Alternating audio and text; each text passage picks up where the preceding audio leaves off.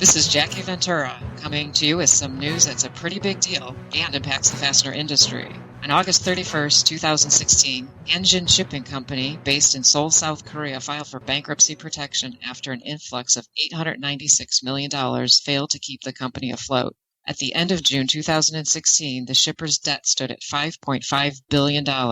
This after posting a loss each year beginning 2011. Hanjin is the world's seventh largest shipping line, and here with me to help break it all down is Charles Chang of C&H International, an import service provider based in Taiwan. So Charles, thank you for joining me. Hi, thanks for having me. I'm glad you're here. So as I understand it, this bankruptcy is a pretty big deal since Hanjin represents nearly 8% of all the trans-Pacific trade volume for the U.S. markets. Yes, they operate 6 lines and a total of 55 ships, which is equivalent to 290,000 cubes. For you folks that don't import directly from overseas, 2 is short for 20-foot equivalent unit, or the size of a container put on the ship. So amongst their 6 lines, they're able to carry 290,000 containers to the areas they service, including the United States. Yes, their ships each carry between 4,200 to 13,100 cubes. That's a lot of product. So how will this affect distributors in the States? Well, the major effect will be on containers from Korea and China, but not Taiwan, since most companies here use YML or evergreen shipping service. Oh, I see. So are the containers that ship prior to the bankruptcy getting into the U.S. ports? Well, some ports are denying entry since they do not know how the unloading fee will be paid. There is a $14 billion worth of cargo strained since the announcement last month. That's a lot of product. It's my understanding that Korean Airlines, is Hanjin's largest shareholder, is going to contribute $54 million to help pay for the goods to be unloaded, and Hanjin Group's going to allocate another $90 million to cover these costs. Yes, this is correct. As of September 2nd, there are 15 Hanjin containers anchored outside of ports worldwide. LA and Long Beach have several containers sitting off shores or anchored away from terminals. The number will increase to 40 to 50 ships worldwide over the next weeks also. Wow. So what do you think is going to happen to the product on those vessels? Well, the South Korean government is working with other shippers such as Costco, K-Line, YML, and EMC to help alleviate the strained cargo. So what kind of delay has this caused for the new products getting ready to ship? The CKYHE Alliance that Hanjin was part of, we share the space that is now not available from Hanjin. So Costco, K-Line, YML, and EMC are all part of a shipping alliance, correct? Yes, that is correct. So how are the shipping costs being affected? The price from China to West Coast ports rose from 1,100 per container to as much as 1,700 now, and the East Coast ports have increased from 1,700 to 2,400 now. That's nearly double. Do you think these rates are going to stay in place, or is this just temporary? Well, price will also increase due to the Chinese national holiday Golden Week. That week close factories and cause shipping lines to sideline vessels to reduce overcapacity. All of these factors will keep the rates high or cause them to go higher. That's not good news. So there you have it, folks. If you're importing, you can expect some minor delays, but definite cost increases in shipping in the near future. Charles, thanks for joining us from Taiwan. It's my pleasure to join the meeting. Well, thank you. We appreciate your input from that side of the world. So for Fully Threaded Radio, this has been Jackie Ventura reporting.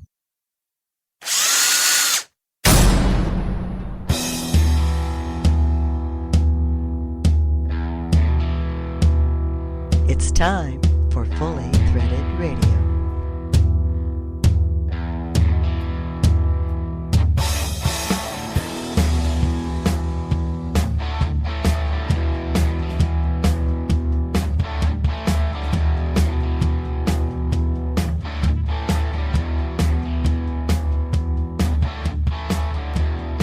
It is Fully Threaded Radio, voice of the FCH Sourcing Network. This is the online, on-demand Fastener Talk Radio show, where each episode we help you bring out your inner Bruce Darling. Hey everybody, Eric Dudas here, and the wingman of Fully Threaded is with me as well. He's Brian Muskie Musker. Bri, how the heck are you? I'm doing pretty good, actually, thanks. It was good to see you out here in Northeast Ohio last week. We did a little muskie fishing, in fact, and you did pretty well. So did you. In fact, we did catch muskies, Ohio muskies. It's a beautiful thing. Well, there's a lot of things going on here in Northeast Ohio. We'll be talking about some of that on today's episode, most of it fastener related.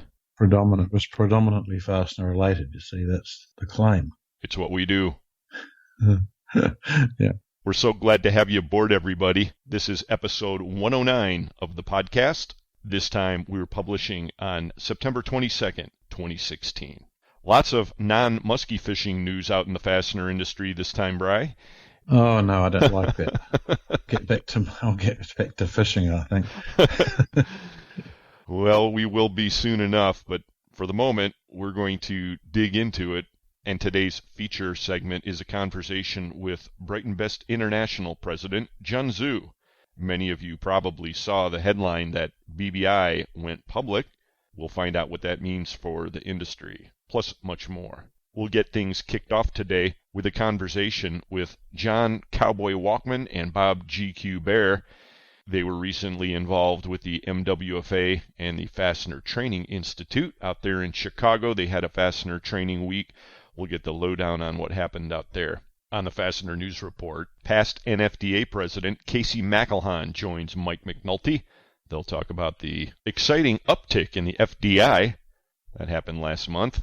Right, well, anything that was other than what it's been for the last 4 months would be an exciting uptick. I hear that.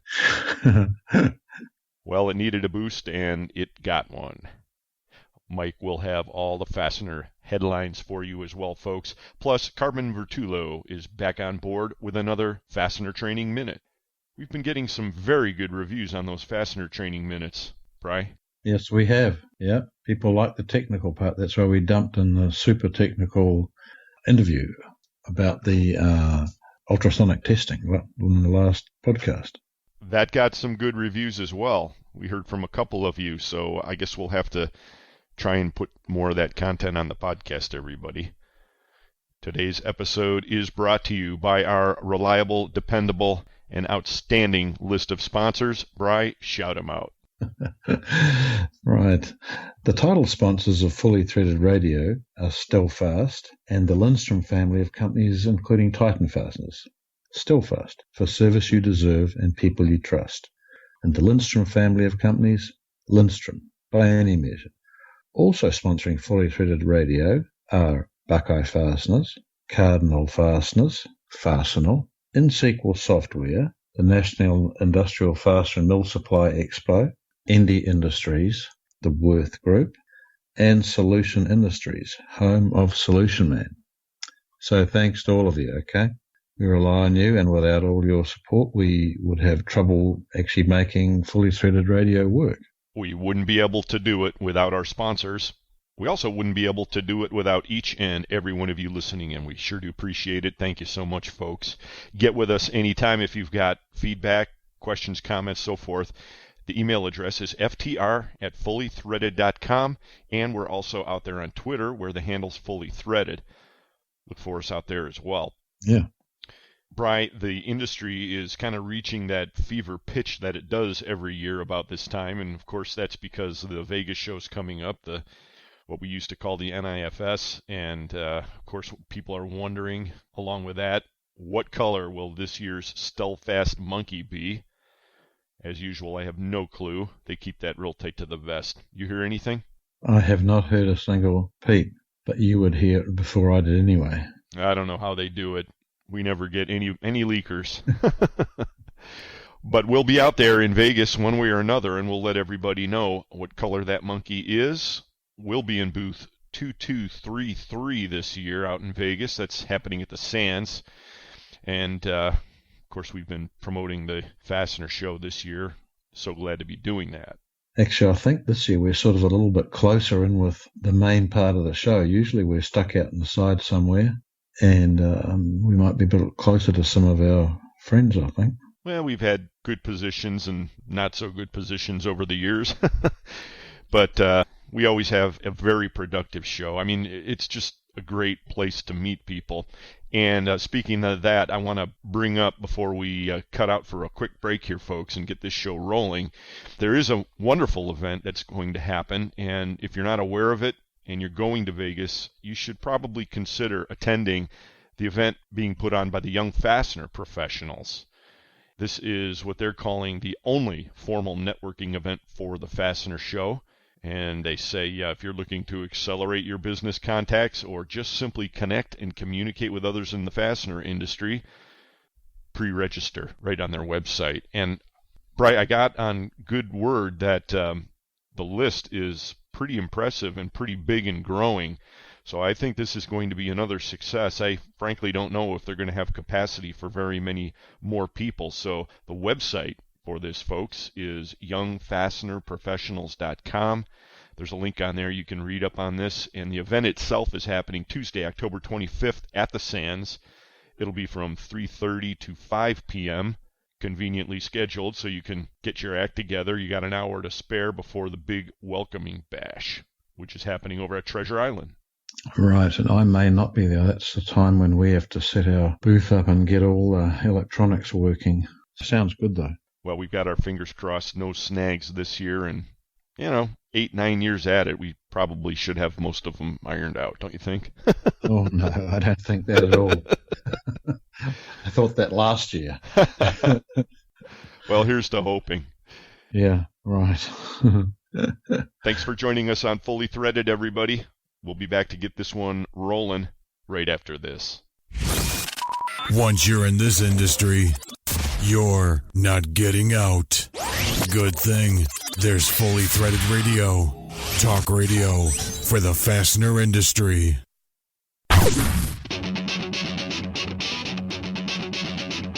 When top quality and outstanding service are at the top of your list in fastener suppliers, turn to Stelfast.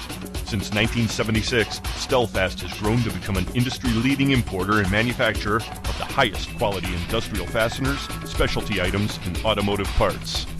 Our array of facilities across North America and in Asia, along with full quality control labs and ISO 9001-2008 certifications, ensure the highest quality parts, and at Stelfast, they're delivered with undisputed service excellence.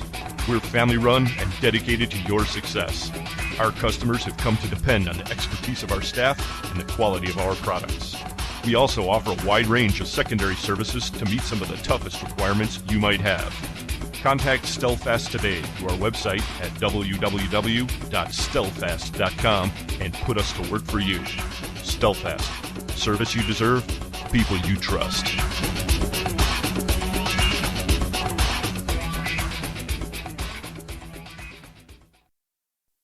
Why do distributors turn to Lindstrom? Because we're committed to being the source for everything distributors need, including packaging and manufacturing. If you need less than bulk, packaged product off the shelf, or custom packaging, Lindstrom has it all. Ask about kits, assortments, and our new VMI bin pack program. Whether you need special lengths or thread pitch, altered parts, studs, or manufactured parts, inch or metric, large parts or small, Lindstrom has you covered. We also manufacture special washers in addition to sockets, bolts, and nuts.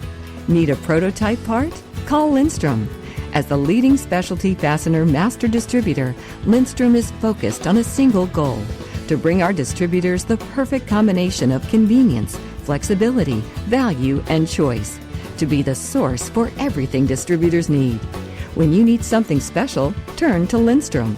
To learn more about Lindstrom and our expanded brand of value-added products and services, visit LindstromFastener.com or call a sales representative at 1-800-572-5550. Lindstrom, by any measure. Are you tired of empty promises from software vendors? Are you paying for support that you're not receiving? Is it time for another paid upgrade? There is a solution. InSequel delivers quality software designed for the fastener industry at an affordable price with industry-leading support. Unlike other software companies, with InSequel, you purchase your software once. There will never be a paid upgrade. If you need assistance with anything, InSequel is there to help. When you call, you will always speak with a real person offering you quick and knowledgeable answers to your questions. Can your current provider say this?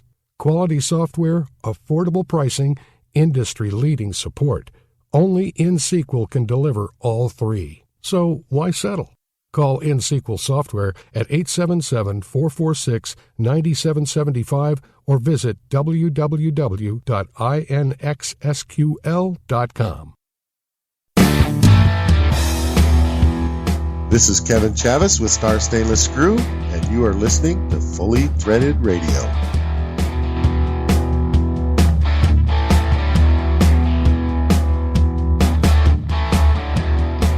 So, Brian, right before the break, we were talking about the big networking event happening in Vegas being put on by the YFP group.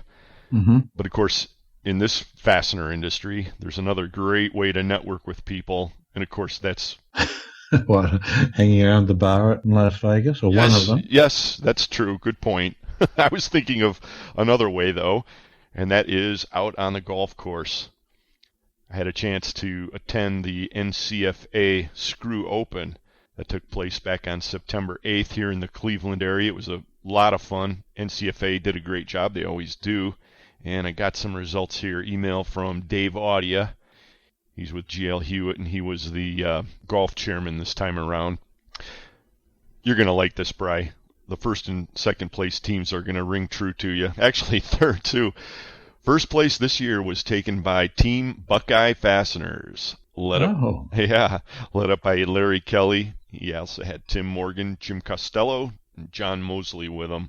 So they had a total score of 48. Man, you got to love that scramble format. I'm not sure if Larry Kelly ever told me he played golf. I don't remember discussing that with him. Yeah, I really didn't know that too. I didn't know if he was a golfer or not, to tell you the truth. But in any event, even if he isn't, the other three guys must be. I know Jim's got a pretty tight game. Takes it pretty seriously. Coming in second place, Team Stelfast with a score of 50. Wow. Okay. That's right. Todd McRoberts led up that team along with Kevin Sand, Paul Furco, and Mark Dively. So congratulations to the first and second. Now you're wondering, because I kind of left it open as a kind of a cliffhanger there. Yeah. Third place, right? So what's the team that you always hear about placing in the top? It's InSequel, right? Yeah, I was going to say Team InSequel. All right. I was actually counting on InSequel to to place a little higher, although third ain't bad. They had about 145 or so golfers. Oh, so, wow, that's a lot. Yeah, it was pretty well attended. In any case, Rob Reynolds, not Bob, but Rob, he was on the team there, and they took third place. So don't have the rest of the members on that team. Well, I think you could note that those three are fully threaded sponsors. Maybe there's a tie back there. Coincidence? I think not. Well, they've got their act really together, and they've got some really good golfers there, which is also part of it. Well, and to prove that point even more, longest drive honors went to John Riddell of Solution Industries. So how do you like that? Cool. A lot of familiar names in the winner's circle this time around. Of course, we also presented the coveted 30-pack of Busch Light Award for the highest score this year, which we will not name. However, the winners were playing for Team LEP Special Fasteners, led up by everybody's buddy, Kevin Quinn. And Kevin was having a great time at the barbecue afterwards, walking around handing out those Busch Lights. And, one of the great things about them is they don't taste any different when they're cold or warm. So by that time of the day, they were a little warm, but I think they disappeared fairly quickly. I think by that time of the day, no one would have noticed had they tasted different anyway. Good point. A few beers were consumed at the NCFA Screw Open. It was a great time. Larry Kelly, president of the NCFA, did a great job. Dave Audia was the golf chairman this time around. So I had a blast. Marty Nolan of RL English and I drove around the course we were the safety officers. So we were observing from a safe distance in our golf cart, and it was a lot of fun. A few showers here and there, but came off okay. Okay. I'm sure that was very, very needed, okay? Safety first, Bri. Yeah, understand. We know that. Or I could have said the S is for safety, although I would be getting ahead of myself. Yes, you would. It wouldn't be the first time, and it certainly won't be the last either. I don't know. I'm prone to it. And folks, if you don't know what I'm talking about, we have kind of an ongoing joke here at the podcast because we're the guys who bring you the FCH Sourcing Network, found at www.fastenersclearinghouse.com. That's fasteners with an S, and this time, obviously, the S is for safety. It's a giant online resource for you anytime you need to find a hard-to-find part to fill in, that kind of a thing. We've got over 1.3 million line items at this point, free to use. Get out to the site, fastenersclearinghouse.com, and give it a try. You'll probably find what you need or a company that can provide that missing part. The flip side of that coin, we'd be happy to talk to you if you need to find a place to list your parts, get a few sales leads on that, develop some new business. That's what we're all about. The FCH Sourcing Network. Right, and we have been collecting statistics for years. However, they've been so deep in the system that we never really had a means of looking at them in detail ourselves. So this last month, I set to and wrote some programs so that we could sort of analyze statistics in aggregate, get large numbers. And we, for searches, for instance, we only record all the details if it's what we consider a full search, okay? That's where someone specified, bolt and hex cap screw, and it's grade 5 and zinc yellow and a size. Then we record the number. So just as a broad idea for people, in the month of August, we had 192,000 searches with all those things specified. That's just for commodities. And people searching for trade name items, 30,000 of those, and 4,000 mil-spec searches. And these are rounded sort of thing. Of those 192,000 searches for what we call commodity searches, 15,000 of them came through our mobile app. It's not really an app, it's a website. People are using mobile more and more, aren't they? And we see the results on our traffic. Yeah. So for all people think, why would you or how would you even get to search for a grade 5 hex cap screw 1/2 by 4 inches on a phone? Well, people do it, okay? So some of the interesting things are that of those 192,000, we have quite a lot of different categories, but the big categories generating the numbers were bolts and cap screws, 35,000 of those. 33,000 nuts, nearly 17,000 washers, studs and threaded rod, 24,000. And the startling thing is that the most searched for item on FCH is a threaded rod, which to me is really strange. I would never have thought that. Huh. I wouldn't have either. So for a single type, 16,500 searches for threaded rod. This is the month of August, okay? You have to get your inventory out on the network, folks, and keep in mind that the statistics that Brian's presenting here only represent the fully qualified searches, so we get a lot of partial searches as well, and we're not including those in the statistics. A lot of times, people will do more of a general type of a search, and they'll make contact with you that way based on a more broad search. But this is interesting information to have simply because we have it fully qualified, and we don't publish this stuff in great detail normally. We keep it a little close to the vest. It's valuable to certain of our customers. You might be somebody who's interested in that data. We've got a ton of it. And we think it says a little bit about what's going on in the industry. There's a lot of ways you can interpret that. But the mighty FCH Sourcing Network chugs along, keeps gaining steam. Good job on that reporting, Bri. Mm-hmm. Well, it used to be that I would have to take hours pouring through rows of numbers, and of course now I can just get a graph of it. www.fastenersclearinghouse.com. See you out there. And the S is for statistics.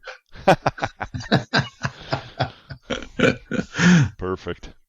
Seriously, we have 6 years of that statistics, month by month, what everyone searched for, right down into how many hex cap screws or carriage bolts or everything, and what people drill down into as well.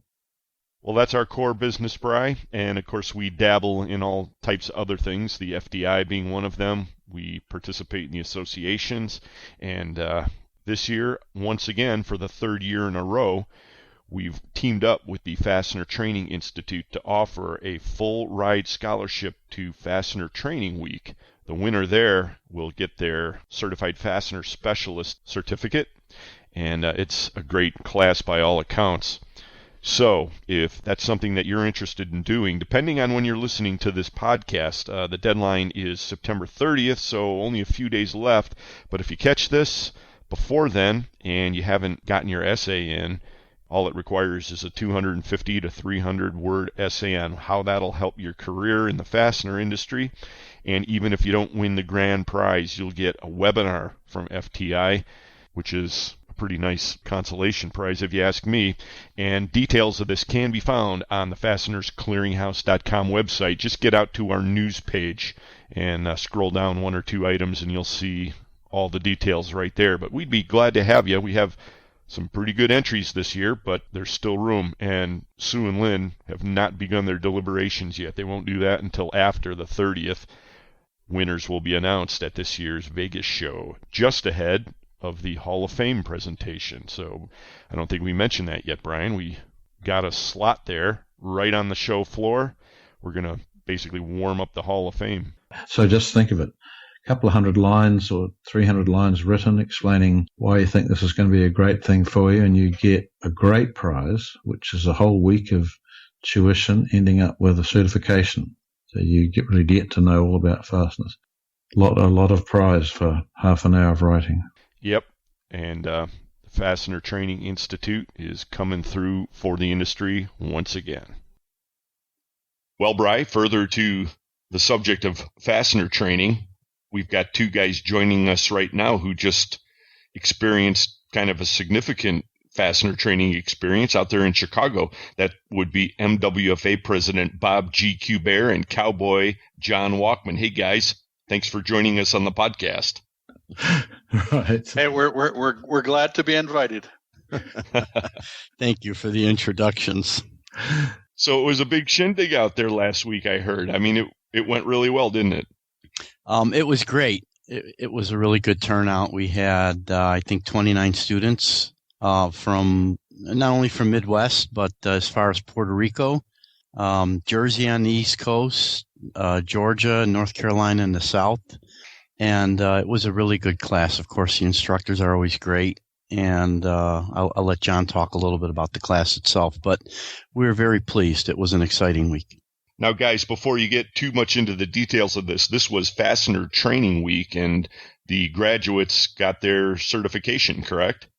Yeah, the folks who take the full week class and take the test at the end and submit the test, and it gets graded, and upon completion, they get their Certified Fastener Specialist plaque, and they can put CFS on the end of their name. It's a pretty good program, and we were fortunate to have the folks at the Midwest Fastener Association host the event. We had been talking to them for some years about using this class to either augment or supplement their own training programs. And I guess we started last year with David Golick attended the Fastener Training Week in Cleveland. Bob, I think David was part of your education committee. Yeah, actually, David is the committee chair for our education committee and has been involved in it for some time. So David did the full Fastener Training Week in Cleveland, and obviously he reported back to the board that he thought it was a good program. So we started working with Rich Cavuto and Nancy Rich and Bob on putting together a program for this year. And from what I hear, I did not attend this year. Beth Van Zant and Joe Morris were there for FTI, along with our three fastener trainer experts, Salim Brahimi, Lawrence Klaus, and Carmen Vertullo. So from what I hear of the results, they had a great week. John, we talk a lot about the Fastener Training Week on the podcast. Could you, at a very high level, just give us kind of a rundown? What's the curriculum like? Well, originally the CFS designation started out on the West Coast, where we had 7 one-day classes. So there's 7 different elements. And people would take the one-day classes, and after they strung them all together, and sometimes it might take a year or 2 or 3 for folks to get the full 7 classes. A number of years ago, we sat down with Rob Harris and Joe Greenslade and created what we now call Fastener Training Week, where we compress the 7 individual days of training into a 5-day program. And it's really grown to be one of our most successful programs. This year we put one on in LA. We've done one in Cleveland so far, the one in Chicago, and we're doing another one in Cleveland in December. But talk a little bit about what you cover.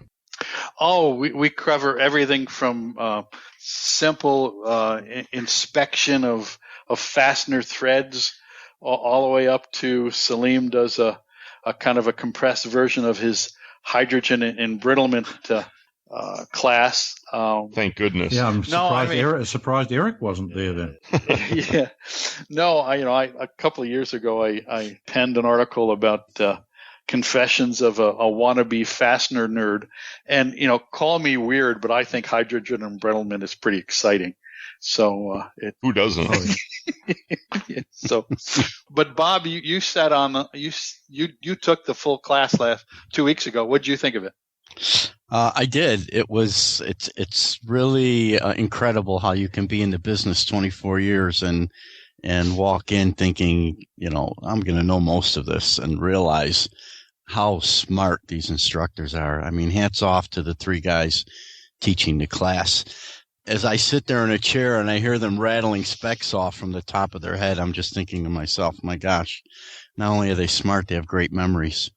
There was a lot to learn. There was a really getting into the detail of the IFI and the specs, talking about failure modes and what causes them. As John mentioned, hydrogen embrittlement, hands-on test equipment, using my calipers and chrometers and tensile testing observations at some of the labs and the plant tours that the students, call them students, but I guess they're attendees really, were able to visit. It was a really, really well put together, well taught class. And the nice thing about it is that everything you learn in class is in a book, and the materials that they hand out are excellent. Both Joe and Beth did a really great job of facilitating the event, having everything ready, as minute as having coffee in the morning up to having, stuff on the buses for the tours, refreshments, all of the materials in the book. I mean, it's some 800-page binder that's handed out. And so you can always go back to your reference materials when you need to. Yeah, well, part of my job being I call myself the shepherd of the Fastener Training Institute, is coming up with ways to describe the class. Because as Bob said, when David Golick took the class last year, his response was the same as Bob's, in that until you take the class, you really don't know what you don't know. And I kind of suggest to, let's say, especially the younger folks who've been in the industry for, 3 or 4 or 5 years, if you plan on being in this business for a long time, or let's say make it a career, even if your employer would not pay for the class, I would suggest that taking time off, taking the class, paying for it with your own money over the course of your lifetime, the benefit that you will get is it's probably incalculable. Yeah, well, I'd have to agree with that, John. I mean, speaking for myself, I attended, of course, our home association is the MWFA, and I had the opportunity to experience the intro to fasteners, and Rich Pease was one of the instructors. I've said it before. The man's like a Houdini with a torque wrench, and you just don't realize what's out there, right? Uh-huh. Yeah, and also, there's a lot of new stuff developing in the fastener business for tightening technology and measurement, and as Bob said, failure analysis. And the three folks who taught the class in Chicago, Carmen, Salim, and Lawrence, are three of the brightest fastener engineers in the world. And just to have the opportunity to hang out with them for 5 days is pretty incredible. Yeah, from what I hear, Bob, you were totally sidetracked by your fan club coming up from Puerto Rico.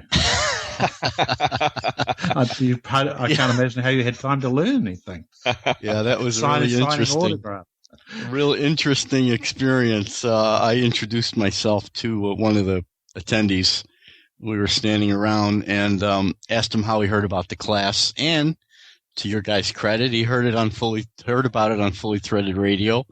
So he signed up. He came up from Puerto Rico, and I said, "My name is Bob Baer," and he said, "Oh, I know you. You're GQ Bob Baer." I thought to myself, "Thanks a lot, Eric." Starting to stick. Yeah. Not to get too far from the subject, but John mentioned the instructors. World-class fastener knowledgeable guys. I was thinking at one point in the class when we got into fastener math, I was thinking about my high school days when the teacher would mention word problems, and you can see the panic-stricken faces throughout the classroom. These guys took some of the hardest math that's being calculated for torque and tension, etc., and the class had that same look at the beginning, and by the end of their discussion and demo and explanation, it was amazing that 29, 30 people were at ease at being able to determine torque and tension, and it was really something else. It's a real credit to the instructors. And the other thing too is that it's like, I attend a lot of conferences and meetings, and you just spending quality time with, let's say, your peers, people who suffer from this illness called fasteners. Just for, you've got 30 students plus Beth and Joe and the three trainers. I mean, they're all fastener freaks. So just having these people hang out together for a week, it's probably kind of like reinforcing a bad habit, but it is fun.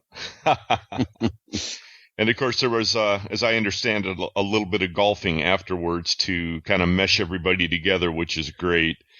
So hats off to you guys. I'll rewind just one moment, and that was Javier Gomez, our buddy from Puerto Rico, who listens to the podcast.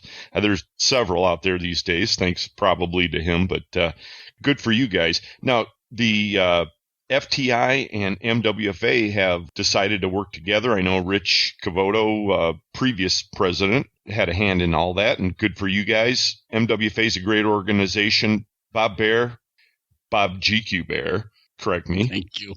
You guys have some big events coming up, don't you? We've got a milestone. We do, and actually, it's right around the corner. I think a month from today, and that's our 70th year anniversary. The MWFA is one of the oldest associations in the industry, and we have a really packed night coming, starting with a cocktail hour. Well, first of all, it's going to be held at the Brookfield Zoo, which in itself makes this a unique event. Yep. And we'll start out with a cocktail hour in what's called Habitat Africa with the animals behind us. And when that's over, all the attendees will enjoy a tram ride through the zoo to the dinner room. We're just like Hollywood. We're going to have our red carpet entryway with the big MWFA backdrop and some photo sessions going on for all the celebrity types. And then dinner.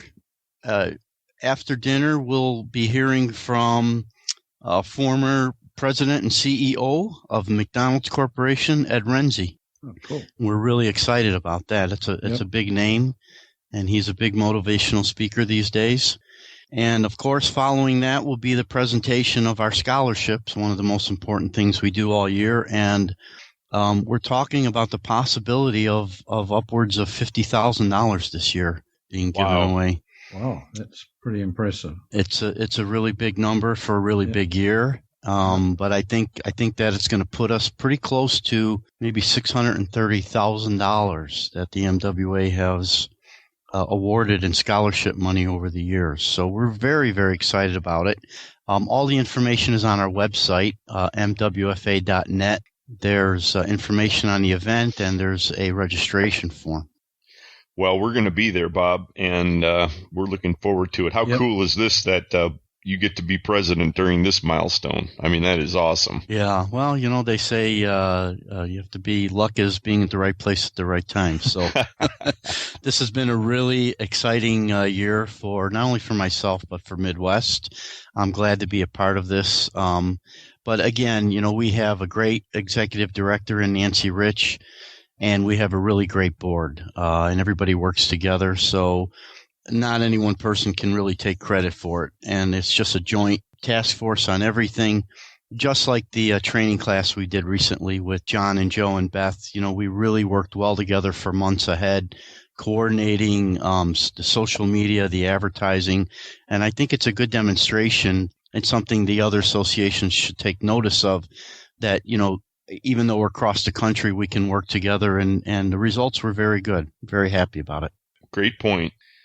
Well, we'll look forward to hearing more about that. Of course, we'll be covering the 70th because we'll be there. And we'll also look forward to future collaborations with MWFA and FTI, the Fastener Training Institute. Guys, John, Cowboy Wachman, Bob, GQ Baer, we sure do appreciate you joining us here. And, well, we'll skedaddle along, but you guys are always welcome. Yeah. All right. Brian and Eric, thanks as always for the offer. Yes, thank you, gentlemen, both, for once again having us on your show and allowing us a little bit of airtime. We'll be right back with more Fully Threaded Radio. Online Fastener Talk Radio. Hey, at least it kills time on long road trips. Fully Threaded Radio. ND Industries has been solving customers' toughest problems through innovative technologies, competitive pricing, and industry-leading service since 1955. A family-owned business, ND Industries manufactures and applies fastener locking, bonding, sealing, masking, and assembling products. Their pre-application process makes fasteners ready to use at the point of assembly, resulting in reduced labor costs, time savings, and superior quality assurance. As a fully integrated company, ND handles all aspects of operations, from formulating custom chemical compounds and coating fasteners to providing inline inspection, packaging, and delivery services. ND Industries serves the global market with 13 divisions in the continental U.S. and also facilities in Taiwan, China, and Turkey. Learn more about ND Industries at our website at www.ndindustries.com. ND Industries, innovative technologies, competitive pricing, and industry-leading service. Contact ND today.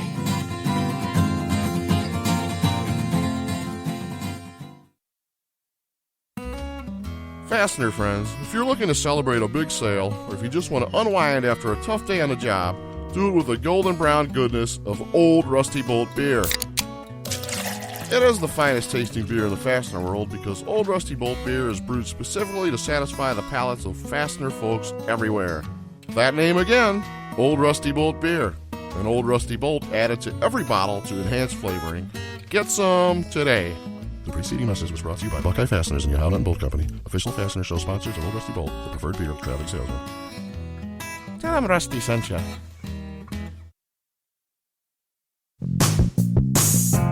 It's that time again. Time for the largest event of the year in the fastener industry. It's the National Industrial Fastener and Mill Supply Expo. The show takes place October 25th through 27th at the Sands Expo Center in Las Vegas. If you attend the show every year, you'll be surprised at the many enhancements Emerald Expositions has added, including more meetings, free sessions, and award recognition ceremonies right on the show floor. They've even expanded the legendary welcome reception, which is being held this year poolside at Treasure Island. And if you haven't yet attended the Fastener Show, this is the year to make the trip.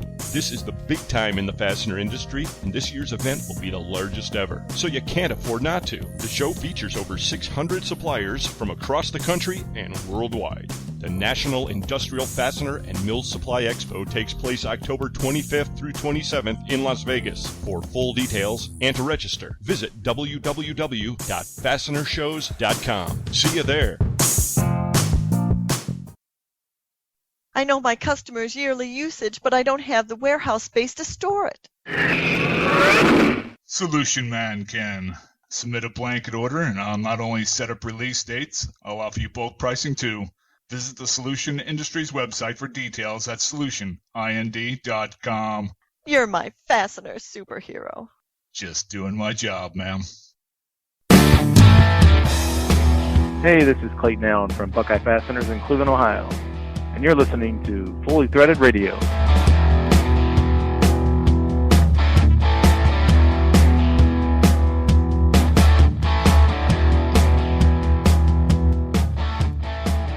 Brian and Eric back with you on the Online Fastener Party Bungalow. Party bus. We're moving. Onward and upward always. Right. And party we did. You know, this is a little bit of a milestone that I'm going to announce here momentarily, and it's just unbelievable that this is true.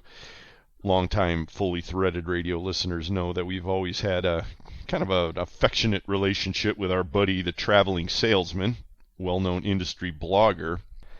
Came to our attention very recently that on October 10th of this year, he'll be marking his 10th year anniversary as a fastener blogger, and we'd like to congratulate him. Can you believe this, Bri?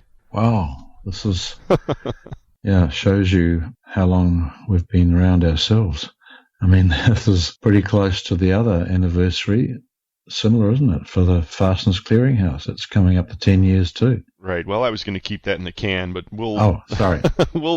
So I let the cat out of the bag. Yeah, and I don't want to take any of the wind out of the sails of traveling salesmen. I mean, the guy has been out there. He grinds it out. Sometimes he's a little more active than other times, but he's really provided a great service for the industry, and we'd like to congratulate him. We'll have him back on the podcast again one day soon. Never fear, folks. But just unbelievable. I mean, I remember when that thing first came out and, of course, raised a lot of eyebrows.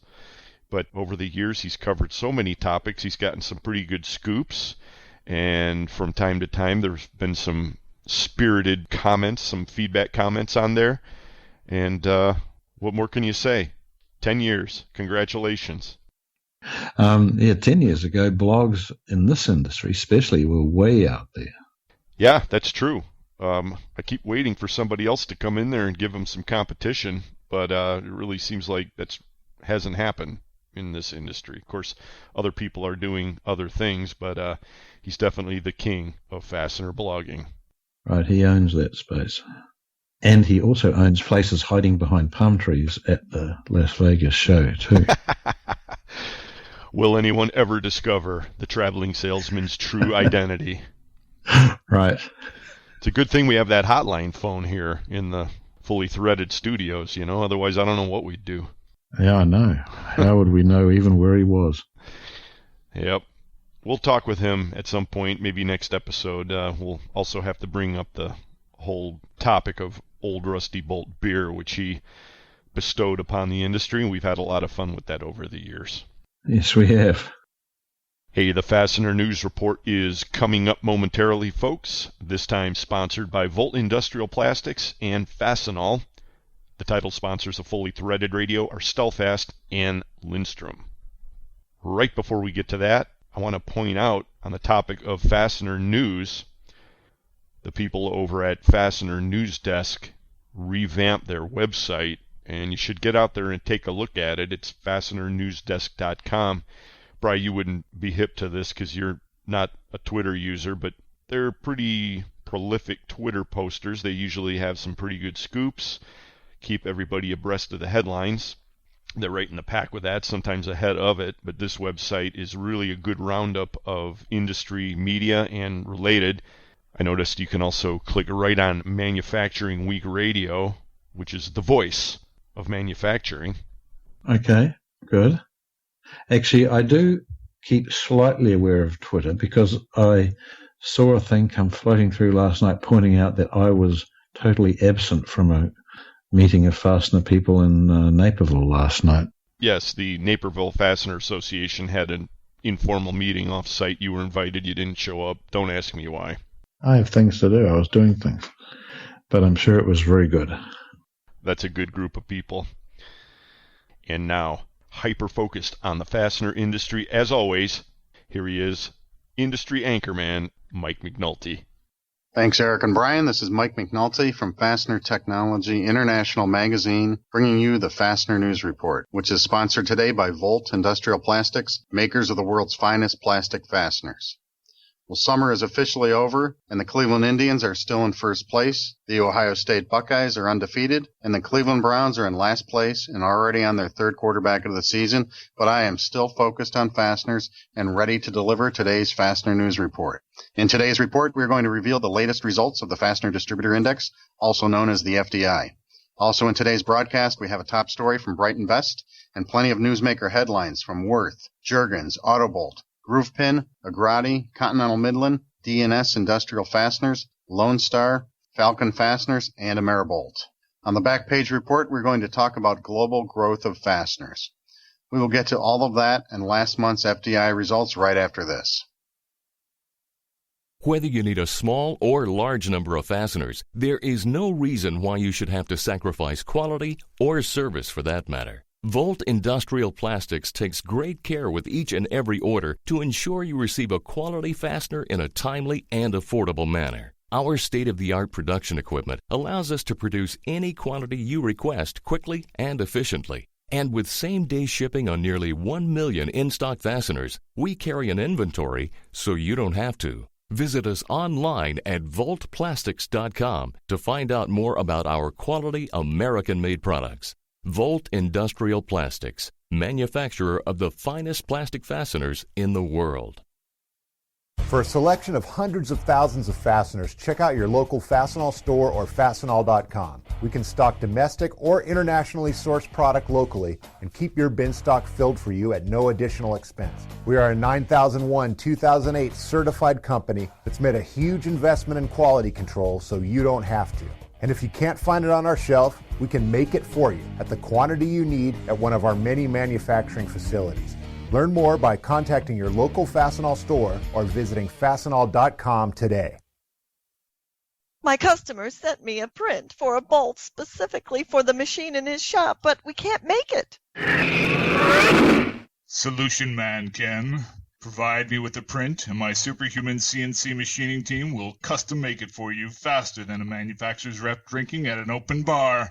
Visit the Solution Industries website for details at solutionind.com. Wow, that is fast. So are you at the distributive social, huh?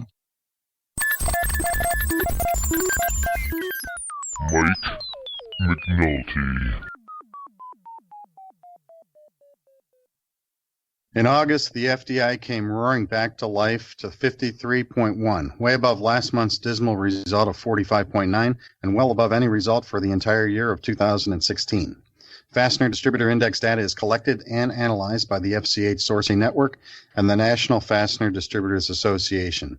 The FDI seeks to identify demand, pricing, and outlook trends within the American fastener distribution industry.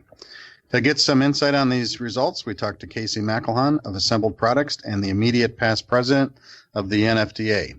Hi, Casey. Thanks for joining us on the Fastener News Report. You bet, Mike. Glad to be part with you here. And you got the luck of the draw. You get to talk about positive results. So what do you think of the 53.1 and the details in the report? I think it definitely represents some good sentiment that we see out there in the industry. You look at the past data. July, typically a softer summer month. I think we can kind of write that one off as an anomaly, as the past 6 has really been trending, right at that 50 line. So August coming in a little bit above that certainly is good to see. It'll be interesting to see how we close out the next few months here with all the uncertainty we have in the air surrounding the election and some other things going on in the economy. Yeah, I mean, in the last episode, July was way down. The results were way down, but they did cite that there was a shorter number of work days, and it was just kind of a holdback month. So the good result here was kind of expected, but I'm personally surprised it went so high. 53 is actually the highest, or the last time we were above 53 was June of 2015. Is that right? Yeah, that is a strong number, no doubt. Now, you mentioned uncertainty. Well, we got uncertainty on the political side. That's, just status quo. What about business-wise? Anything in particular? I know there's some shipping delays going on with one company, the Hanjin company. Is that affecting anything, or is that really not really hitting down to you guys yet? We're not feeling that at our side at all. We're also not a super large player in the industry. A smaller, more regional firm, but we're not feeling those effects at all. Yeah, there's a lot of reports out there, and I know the earlier segment in the show they talked to some people about the shipping thing, but billions of dollars worth of cargo at sea, so that's not a good thing for some people, but it doesn't seem to be trickling down to the fastener industry. Now, when people participate in the survey, they have a chance to make comments. We had a couple comments, not a huge number, but I'm going to go over those now. One comment was August more than made up for a weak July. Well, that was kind of expected. And then the other comment was, this has been a dry summer, but there are some positive signs. Housing is strong. As such, some not a lot light-duty equipment markets are picking up. Yeah, housing is really just it's continued to be a strong part of the economy. As we all know, it drives a lot of different markets as well. Has been a dry summer, and it's really not. We're not seeing that come through in commodity prices, unfortunately. Really still down fairly low historically speaking. Yeah. Then what else? Let's see. Now the analyst for this is still Charles Redding.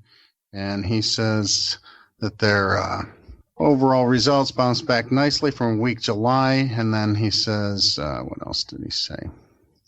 Okay, 68% of the people noted flat or stronger selling conditions versus the preceding month.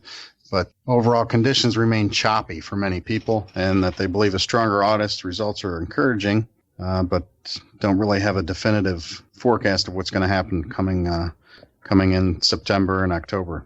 So that is a pretty large number. I did see that a lot of folks out there do feel a little bit more confident in what they're seeing in terms of flat and stronger selling conditions. Definitely the majority. So that saw that as a positive takeaway as well. Yeah, if you look at the report and I know that if you participate in the survey, you get the detailed report and with the charts and everything. But sales doubled up, employment went down, deliveries stayed about the same, inventories about the same, and pricing about the same. So basically, it was all driven by sales. So sales are good. Right. Sales are good. Right. Let's hope the trend continues. It'd be really interesting to see, how September shakes out. Well, I'm gonna think that we're gonna stay above 50 for the next month. That's my prediction. I'm gonna ditto that sentiment. I'd love to see it even tick past the 53.1. I definitely agree that hopefully it's above 50. Well, and then from an anecdotal standpoint, the Las Vegas show is bigger than it's been. It's the biggest one ever, and I think they had like a 20% increase. Definitely significant. So that that just people don't just show up for no particular reason. So I'm a little bit optimistic going into the fall here, and I'm looking forward to the Las Vegas show. And I know you guys are got a lot going on with the NFDA. Anything that you want to mention? We're gearing up for our upcoming executive retreat in November. That'll be in Phoenix this year. We've got a real nice agenda set up for that. And then in the spring, we'll be doing another joint meeting with our friends in the Pac West. That'll be out on the West Coast. So a couple of good meetings coming up. Hopefully we'll see a lot of those folks out there. Good. And before we got on, we were talking about baseball. I know you're a Chicago Cubs fan, right? I am, yes. I'm an Indians fan. Hopefully we meet in the World Series. It'd be great to both still be rooting our teams on, when we do get out west to the Vegas show. That would be a good matchup, too. It would be, yeah, a couple of Midwest teams. Anything else to add, or just look forward to the next number and to the Las Vegas show and baseball? Exactly, yeah. Be nice, let's keep this thing trending upward. All right, good. Well, thanks for joining us, Casey, on the Fastener News Report, and we'll look forward to seeing you down the road. You bet. Thank you for your time. That was Casey McIlhon of Assembled Products and the NFDA. The FDI number for August was a robust 53.1.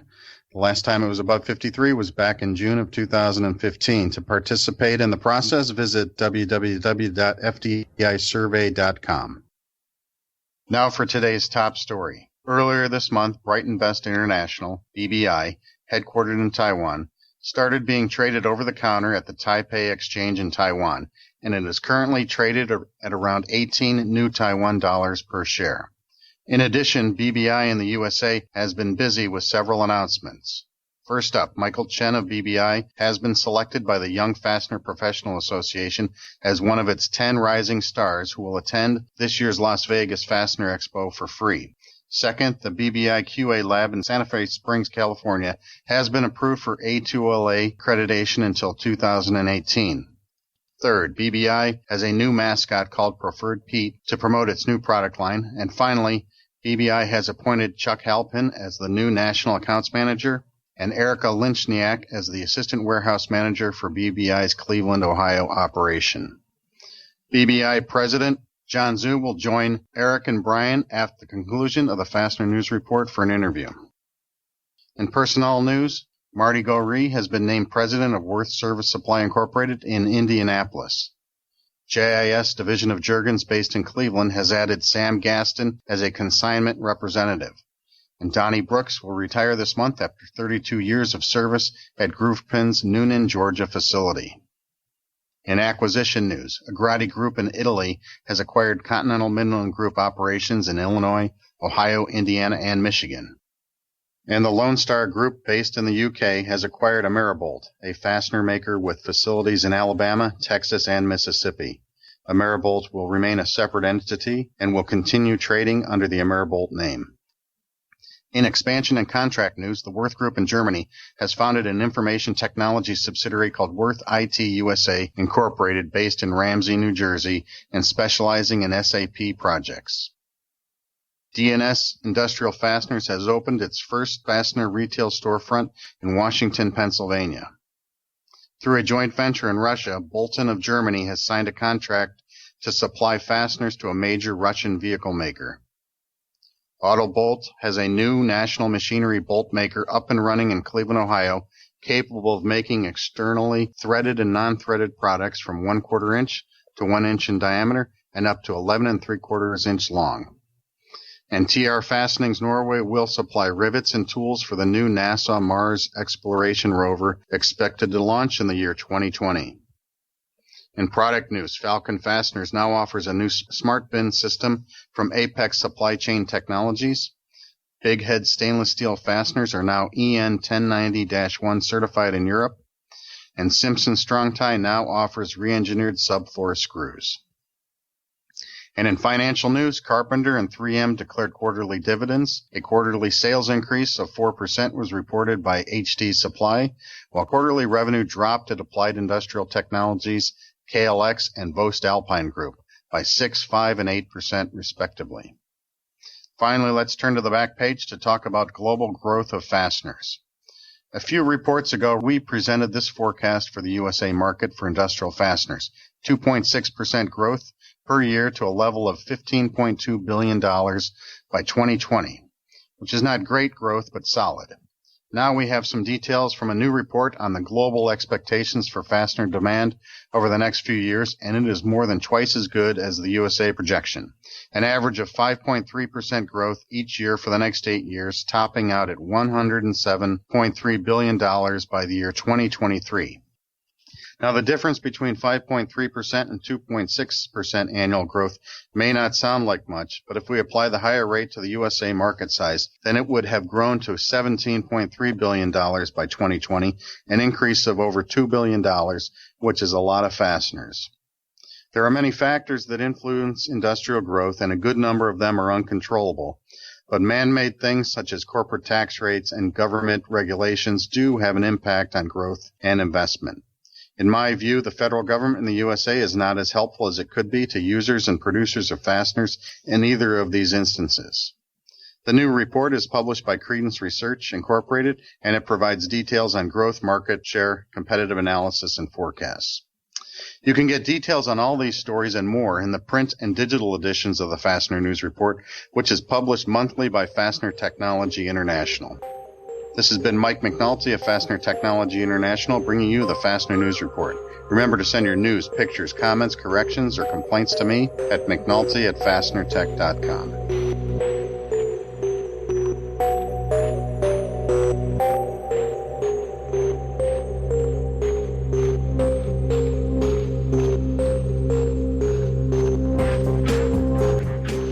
BBI goes public.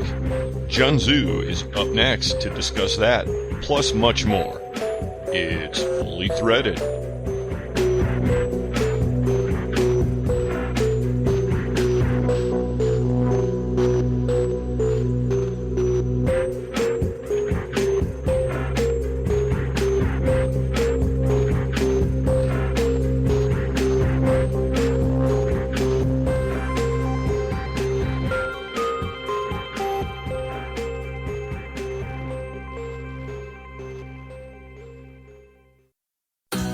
You probably know that Lindstrom is an industry leader in metric fasteners. And there's a good chance you know we recently expanded to provide a wide range of high-grade inch fasteners. But what you probably don't know is that Lindstrom has made a serious commitment to earn your socket business. How serious? Well, let's start with 11,000 products. Announcing Lindstrom's expanded line of socket products, including socket head cap screws, flat head socket cap screws, button head socket cap screws, socket shoulder screws, and more. Plain, plated, or patched, in a full range of inch and metric sizes. Special lengths and thread pitches available through in-house fabrication. Always packed to your specification. Lindstrom. Flexibility, choice, and value at every turn. Here for everything distributors need. To learn more about Lindstrom and our expanded line of socket products, visit LindstromSockets.com. Lindstrom, by any measure. To speak with a sales representative, call 1-800-328-2430. Hi everyone, it's Brian Musker. If you're listening to Fully Threaded, then you're no doubt aware of the FCH sourcing network found at fastenersclearinghouse.com.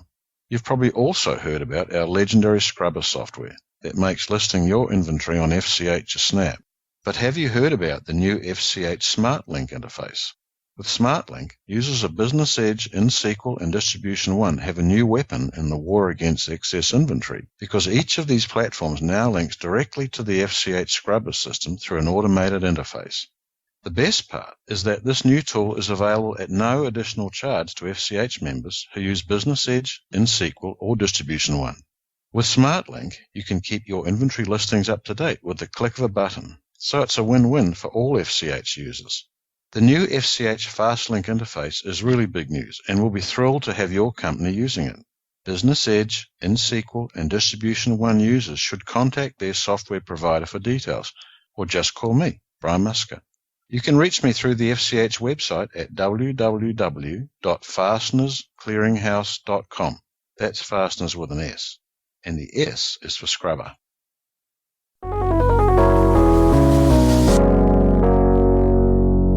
Hello, everybody. This is Carmen Vertullo with the Fastener Training Minute, coming to you from the Carver Fact Center here in El Cajon, California, and the Fastener Training Institute. Today's topic has to do with corrosion. Specifically, what are the things that a supplier or even an end user must consider when they choose to change a coating or even specify a new coating for fasteners in an assembly? I've discovered some very important things just recently that I want to share with you and maybe ask you for some help. So when we come back, we'll talk more about corrosion and coatings in fasteners.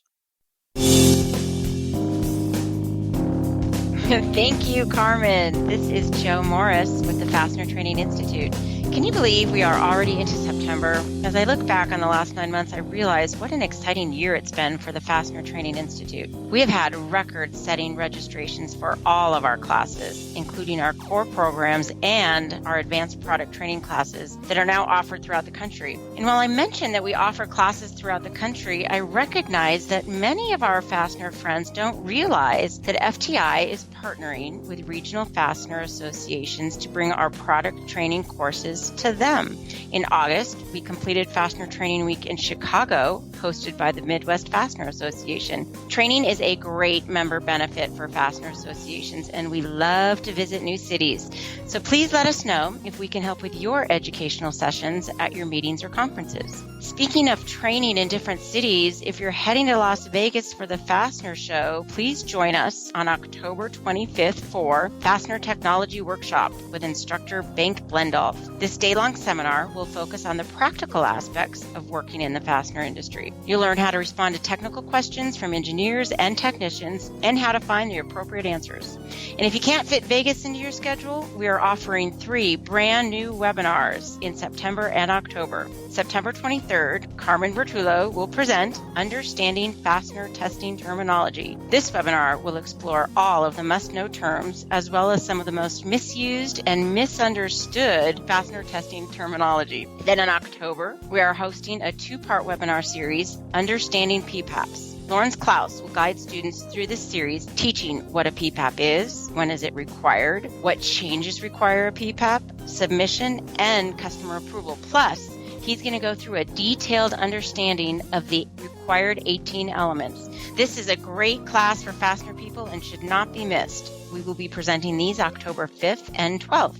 For more information about all of our classes, please visit our website at www.fastenertraining.org for a complete listing. Thanks. Now back to Carmen.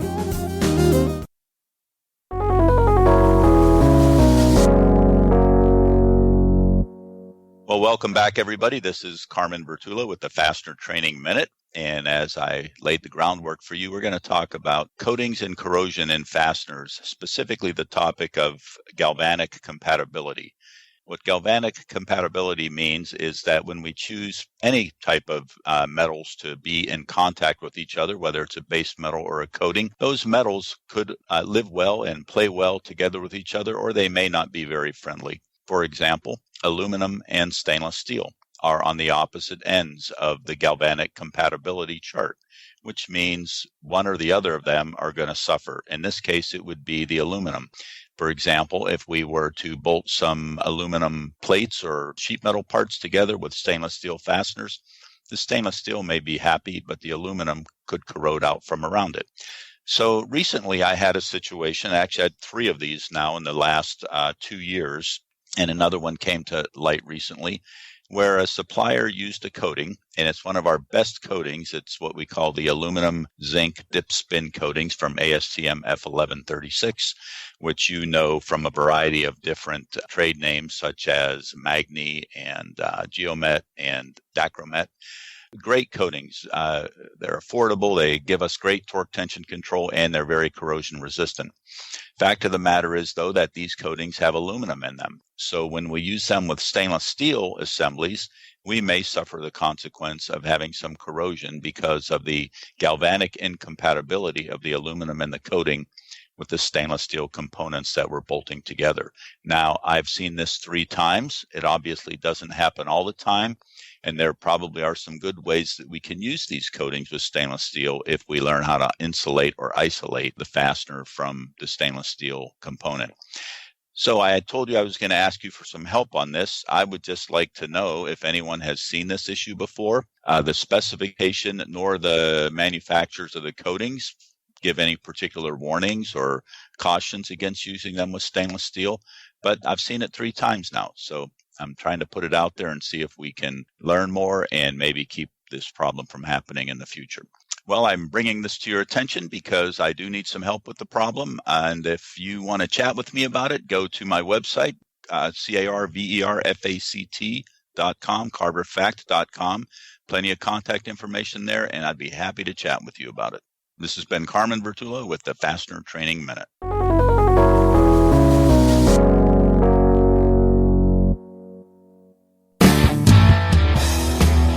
Hi, this is Aaron Shushan with Specialty Sales.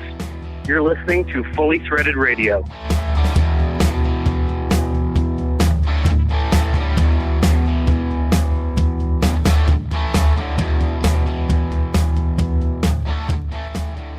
Brian and Eric, your online Fastener Amigos, back with you.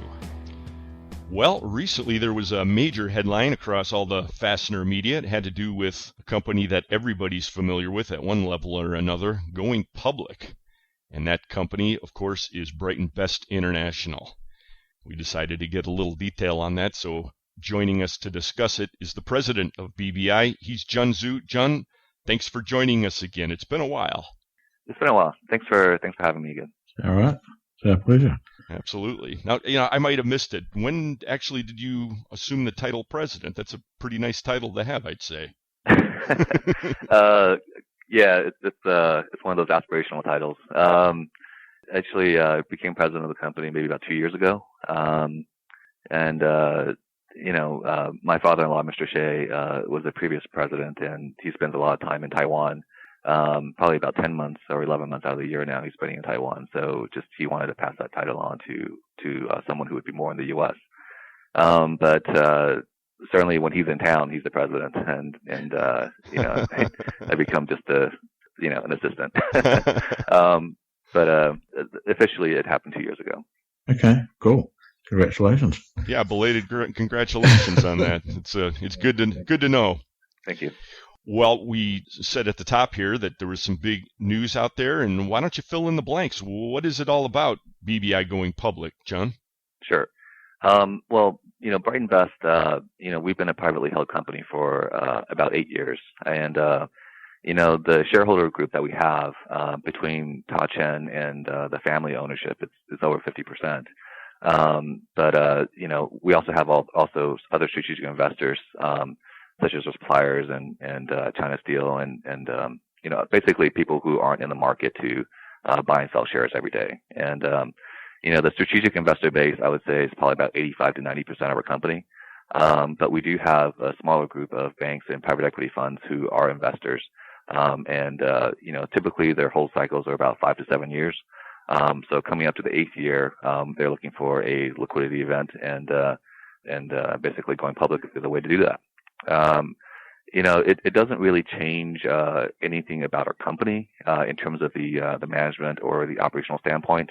In fact, we've been operating as if we're a public company since we're part of TCI, which is already a public company, for ever since we purchased Brighton Best. So operationally and also from a management perspective, nothing really changes. But it does provide an opportunity for some investors who want to sell their shares into the public market. For the company, I guess, equity is really just another form of currency. There's cash, there's debt, and then there's equity. And so equity is really just another form of currency that we can use either to continue to expand our products or expand our warehouse footprint, or for acquisitions that might come down the pipeline. It's just really another form of currency. Now, just to be clear, this is on the Taipei Exchange in Taiwan, not in the U.S., right? Correct. This is on the Taipei Exchange. All of our shareholders are in Taiwan, and so it's easier for them on the Taipei Exchange to buy and sell shares. It's basically just a reflection of our current owner base. Right, obviously. So Brighton's had really a big strategy since the get-go, and as you were just mentioning about the currency analogy with this, I mean, you're obviously capitalizing in a different way these days. So are we going to be expecting some, say, other pieces of the strategy to fall into place with this announcement? As as far as the company goes, again, it's just another form of currency. Whether you use that currency or not is, it's a decision that we have to make. We're not really in a position where we actually need that, other form of currency. But if a large opportunity comes along, it's a nice option to have. I would say for us, right now we're invested, into expanding our product range. I would say the vision of Brighton Best is to become your one-stop shop for, industrial products as a wholesaler. We want to carry the hand tools. We want to carry the safety products. We want to carry the fasteners, and really be, again, just a one-stop shop for industrial products for our distributor base. Got it. Well, it seems like for a while there was an announcement every month about a new product line that you were adding in. Anything coming down the pike you'd like to share with us, or anything we should know about in that department at this moment? Sure. There's actually quite a few things, and if we go into every single category, it'll probably take about an hour to go through all of it. And you probably don't want to hear me talk about industrial products for about an hour. I guess the best way to think about it is there's a big world outside of fasteners. The fastener world, it's a great industry. We've all built great businesses on it. It's a great place for people to build careers off of. And we love it, for those reasons. But if you look at, the world outside of fasteners, it's massive, in the industrial product space. And you can get a little lost, if you start going into figuring out what you should get into, you can actually get lost, because there's just so much products. The one filter, I guess, that we have in deciding if it's something that we should do organically is the product intuitive. What I mean by intuitive is that you don't need to add people to sell the product. By doing that, you don't need to add cost to sell the product. So you're generating sales, but you're not generating costs. That's true for us, but it's also true for our distributor base. And that's actually the more important point, is that our distributors don't have to add cost to sell the product. And so they become more efficient, as they enter these new product areas. From a financial standpoint, but also from a strategic standpoint, they're broadening the base. I would say one of the feedback that we get from our distributors is that they want a wholesaler they can go to that can provide them that range of products, where, that they need access to compete against the national players, so, that's something that's a feedback that we get quite often, actually, from a distributor base. And so, we're certainly walking down that road. I would say, that intuitive factor is probably the most important thing for us. So things like screwdrivers, things like hammers, you don't need to explain what a screwdriver or hammer does to anyone. They've grown up knowing what that product does. Things like gloves, you don't need to explain what a glove does. And so as long as it's offered at a good quality and a good price point, people will buy it. And it eases that transaction flow. Now we also have a lot of, little, coals in the fire as well, when it comes down to, non-intuitive products. And what I would mean by that is products like, abrasives, or products like cutting tools, where you actually need, engineering expertise to go and sell the product. And when you have something like that, then you need to add cost to generate more sales. So something like that, I would say, it's something that we would either look to partner with, someone in the market, or look to acquire that skill set. It's not something that I think we as a company are set up to do ourselves. I can't expect every one of our salespeople to become a cutting tool expert, but, we can go out in the market and try to find someone who's a cutting tool expert, and leverage the platform that we have to help us get into that market. Right. See, we would define that, I guess, in a lot of, as industrial hardware. It's all the things that go with fasteners, or fastener companies sort of have to sell in order to sell fasteners. I mean, right. You want to sell some bolts and nuts and things. Well, someone wants a wrench or some socket set to do them up with. Exactly. And that's exactly the point. Fasteners is a great category, and the reason why it's great is because it literally holds everything together. It touches everything. And so you go across different industries, you go across different, market spaces, and it's tangential to tools. Everyone who puts in a fastener needs a tool. Everyone who uses a tool needs a safety product. Everyone who, and so you just go down that logic flow, and all of a sudden you're selling hand tools and you're selling safety products. Right. So, I'll give you an example. We're thinking about selling duct tape. how hard would it be to sell duct tape? So it's just, maybe it's just a product of, me not having an engineering background, and so I kind of shy away from the very highly specified and engineered products. But, you give me a pallet of tape, okay, I can, we can deal with it. We either use it ourselves or we sell it, You give me something that's a very specialized product, and I think you wouldn't know what to do with it unless you had that background. And so I guess that's the filter for us. It's what do you have confidence in selling on your own versus, what do you need to acquire that confidence in to go and sell. Yeah, well, I mean, we had a different sort of filter. For us, the filter was, we set ourselves up for all the types of fasteners, and then we found that people were sending us actually all sorts of this other stuff, wrenches, all those things, and screwdrivers and nut drivers. And for a while, we didn't sort of know quite what to do with them. Finally, we dumped them into, said, we've got to list this stuff. I mean, because that's what people have and what's what other people are looking for. Yeah, absolutely.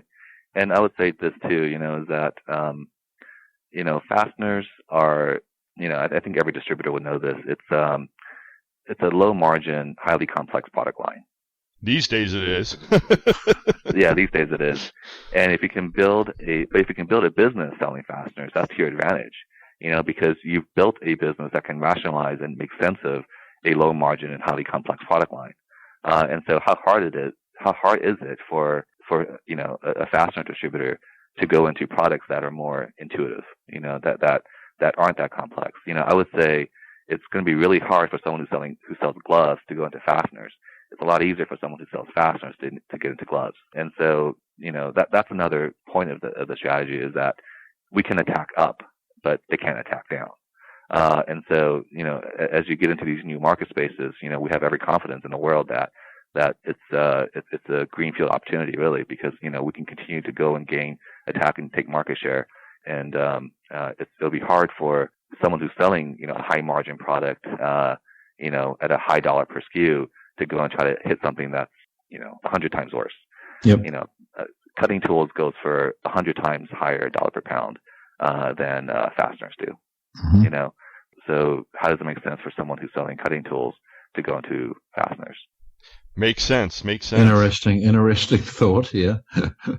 Okay. I'm gonna sit on your intuitive product. So that's interesting. Speak a little bit like a liquidity event. Okay. Well, let me wind this back for just a moment to put a capstone on the whole subject of going public, just so that it's not unclear in the minds of many of our distributor listeners. Immediate changes that they might be experiencing, anything, or is it pretty much going to be business as usual, just continued expansion from Brighton? Business as usual and continued expansion from Brighton. If anything, it helps Brighton because we have more resources to go and expand. But nothing changes from a management or operational standpoint. Okay, so a few minutes ago you were mentioning your unique perspective in this market.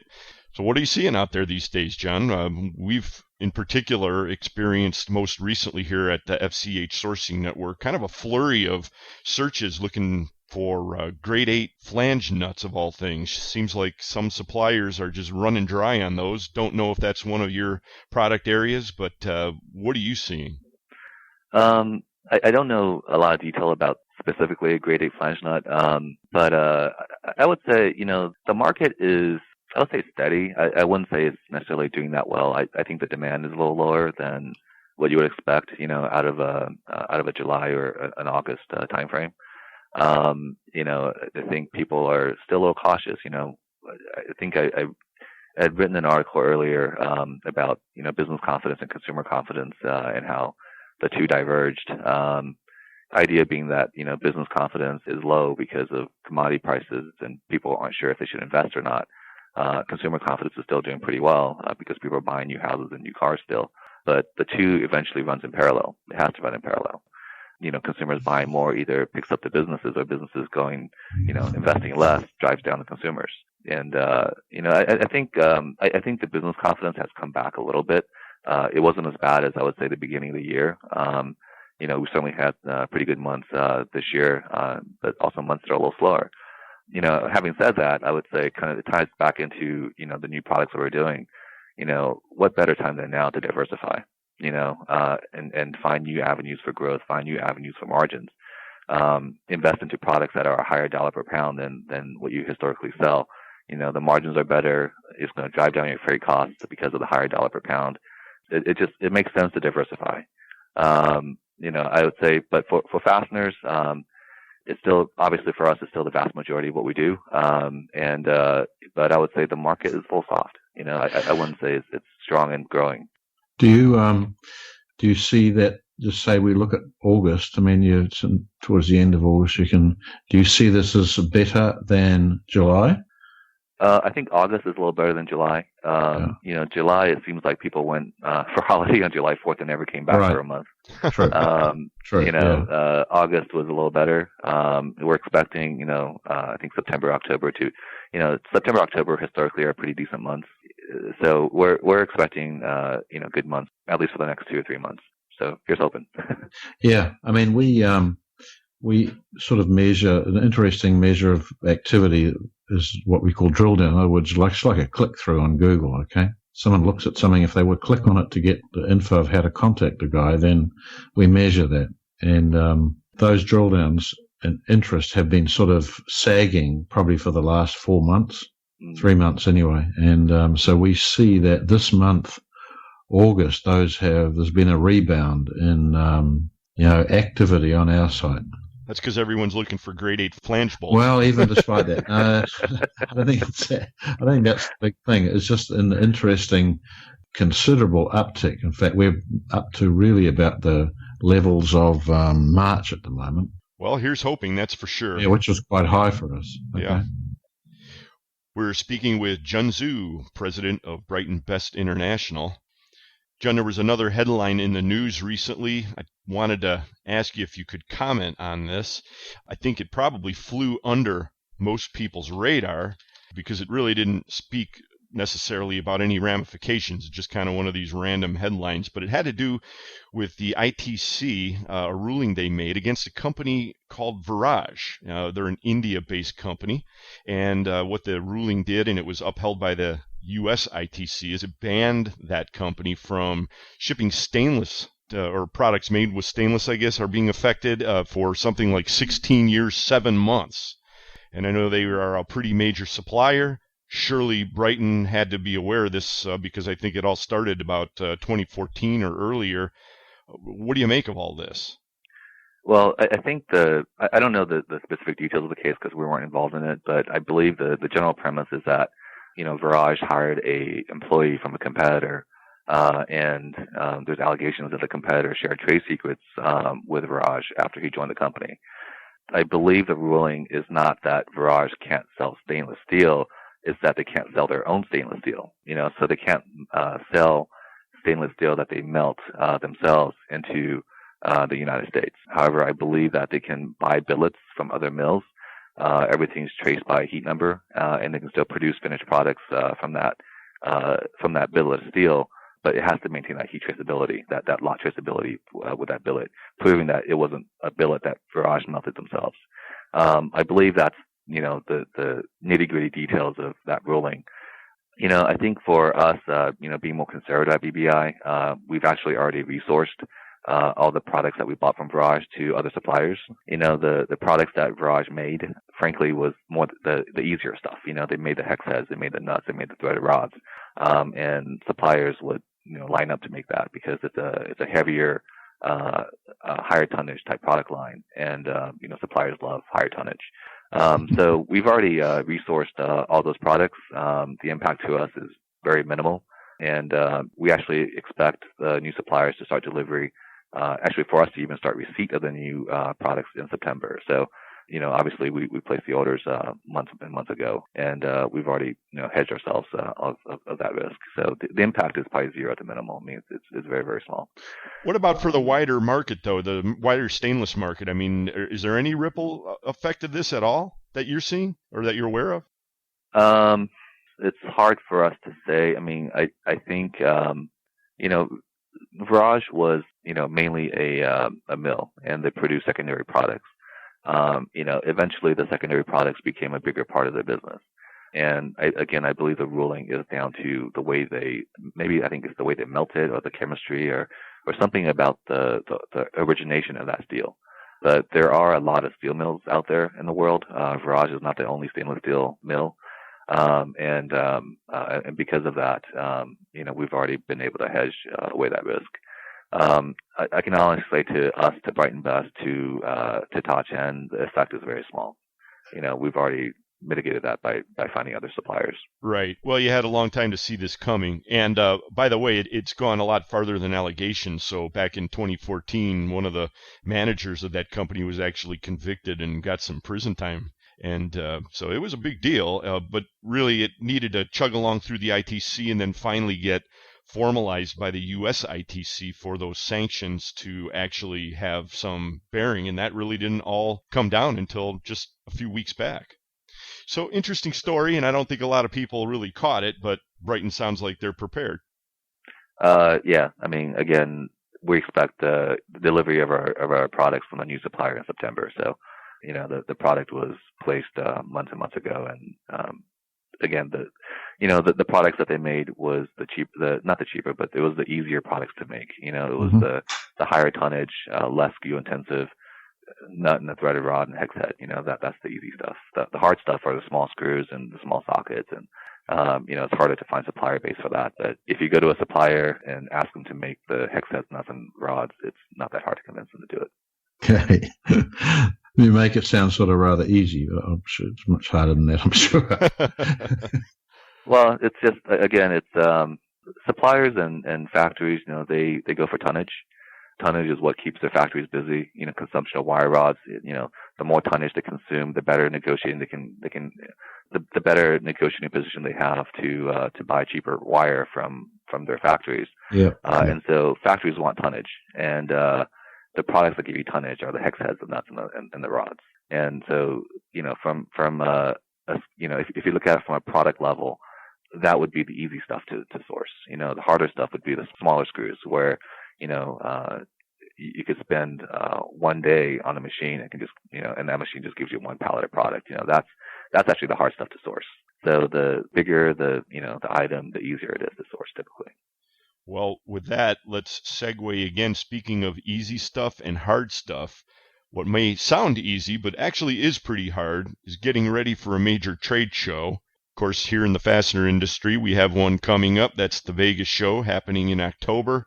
Brighton is always there with a big footprint, and I'm sure this year will be no different. What do you have lined up for everybody in Vegas this year, John? So this year we actually have a new booth. I was actually just at the shop checking it out, and it's pretty cool. It looks like the bow of a ship, kind of moving forward. And it's brand new. It's big. It's tall. We're going to showcase obviously our fasteners. We've gotten, I know we've been talking a lot about tools and safety products, but we've actually invested quite a bit into stainless fasteners, into metric fasteners, tech screws, 410 stainless steel tech screws, coupling nuts. So, we've invested heavily into the metric and the stainless range of our products as well. So we'll be showcasing all those new products. We'll be showcasing obviously our traditional product range and fasteners, and also the tools and the new safety products that's coming up.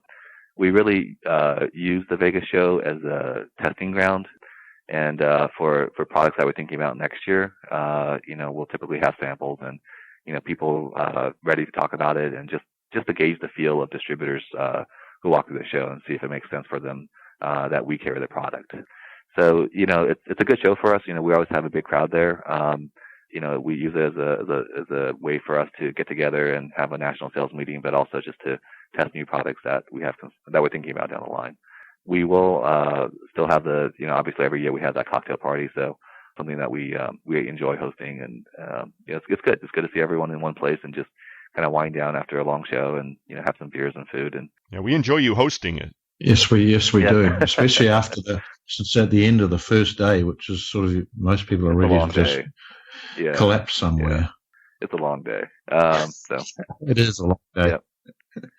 So on this new ship booth, you guys always have a ton of people there, and you said you had your national sales meeting, so it makes sense. Now, is there going to be some kind of an associated costume that everyone will wear, some kind of seafarer's attire, or are we just going to have to wait in suspense?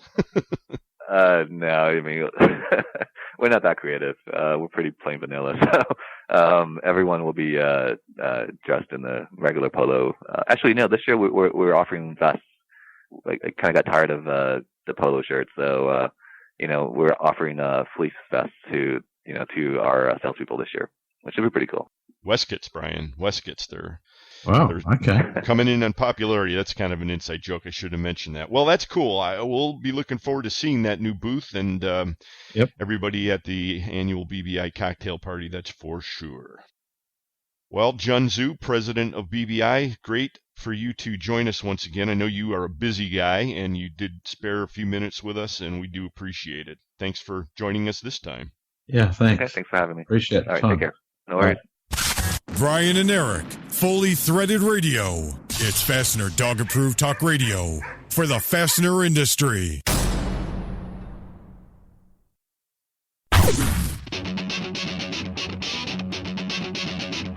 When top quality and outstanding service are at the top of your list in fastener suppliers, turn to Stellfast. Since 1976, Stellfast has grown to become an industry-leading importer and manufacturer of the highest quality industrial fasteners, specialty items, and automotive parts. Our array of facilities across North America and in Asia, along with full quality control labs and ISO 9001-2008 certifications, ensure the highest quality parts, and at Stellfast, they're delivered with undisputed service excellence. We're family-run and dedicated to your success. Our customers have come to depend on the expertise of our staff and the quality of our products. We also offer a wide range of secondary services to meet some of the toughest requirements you might have. Contact Stellfast today through our website at www.stellfast.com and put us to work for you. Stellfast. Service you deserve, people you trust.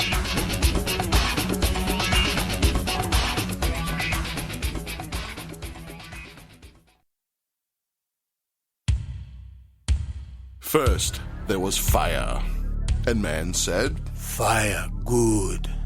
Then there was the wheel, and man said, "Wheel, good." With the invention of the wheel came the need for fasteners, and man loudly exclaimed, "Buckeye, good." Buckeye Fasteners, providing quality products since the dawn of man. The preceding message was brought to you by Buckeye Fasteners and the Ohio Nut and Bolt Company, proud fastener show sponsors of Old Rusty Bolt Beer, official beer of the Traveling Salesman. Tell them Grog sent you. Ugh. Cardinal Fastener is your source for high-quality made-in-the-USA bolts, from 3/8 inch up to 4.5 inch diameter. We can forge a wide variety of materials, including carbon steels, alloys, high-nickel alloys, and stainless. And our in-house tooling center, heat-treat equipment, and A2LA quality labs give us total control over every part we produce, for faster lead times and superior quality. Call 844-CNL-BOLT for a fast, competitive quote. And remember, if it's critical, it's Cardinal. I need 5,000 3/4 10 by 9 and 3/4 grade 8 zinc yellow tap bolts right away, but they're not a standard size. Solution Man, Ken. I carry a wide variety of sizes and I can quickly cut them to any length. See Solution Industries website for details at solutionind.com. Using your bare hands? I do use a saw on smaller parts, actually. This is a traveling salesman at Fastener Talk, fastenerblog.net, and you're listening to Fully Threaded Radio.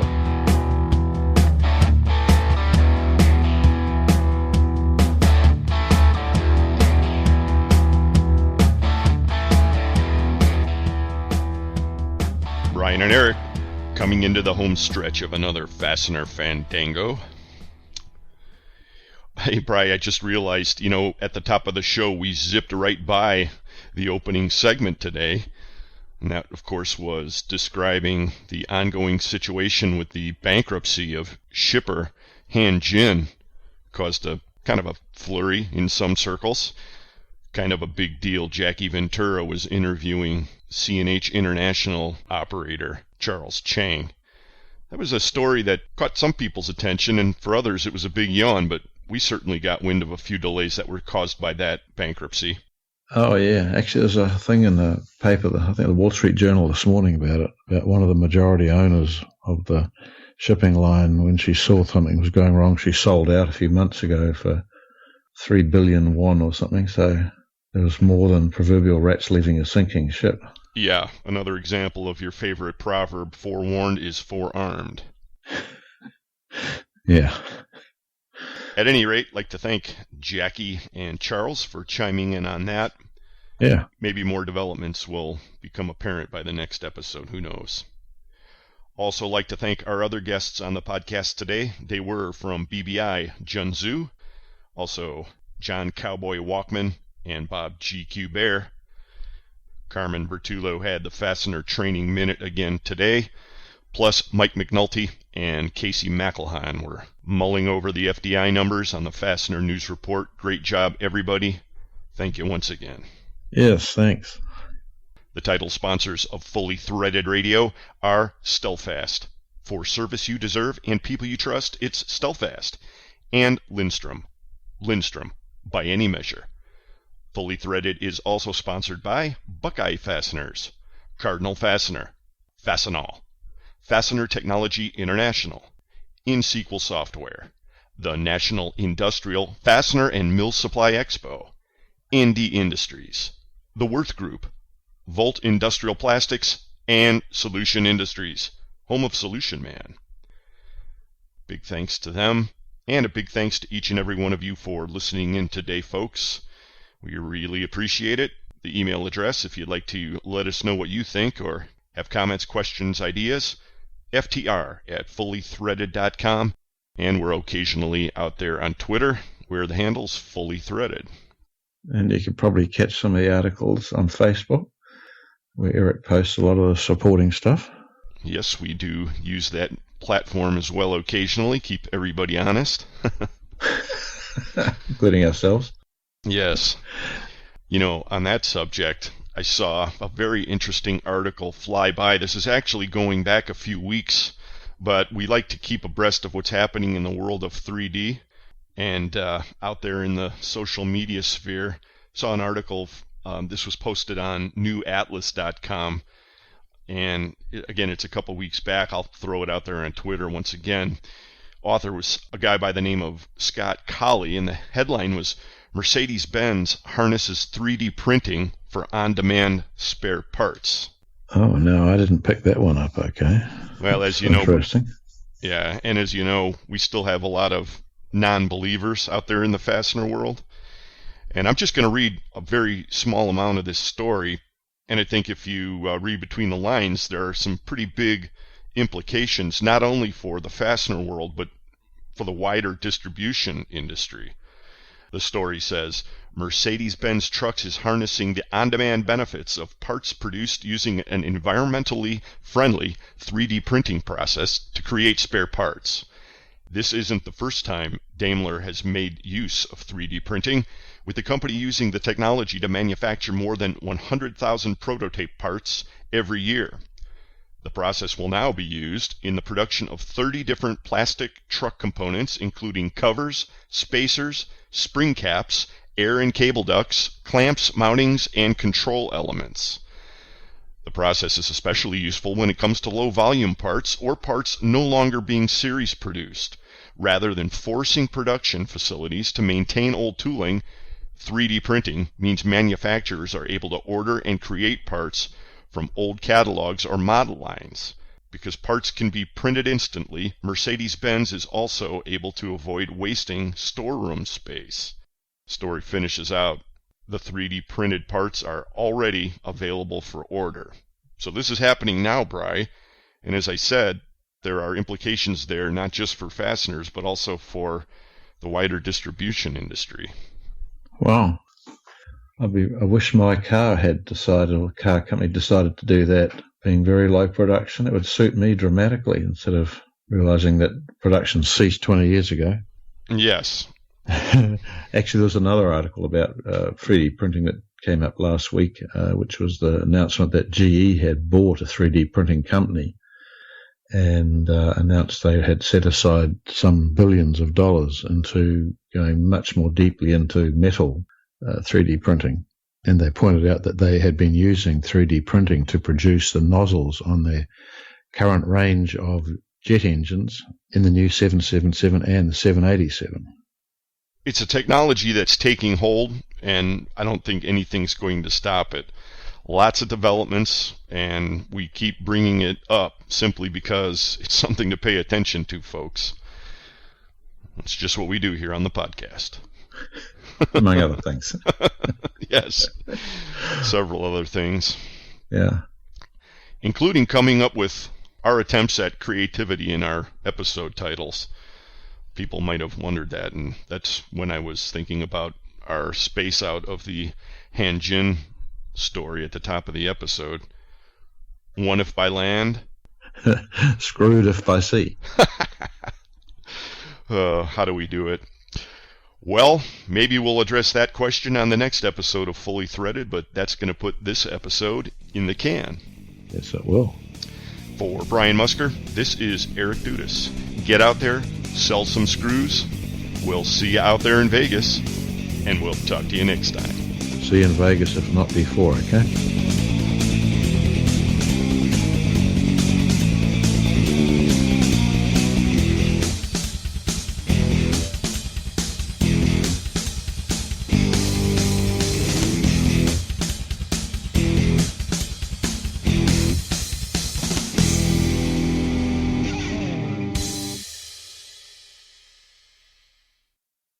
Fully Threaded Radio is a production of Fastener's Clearinghouse.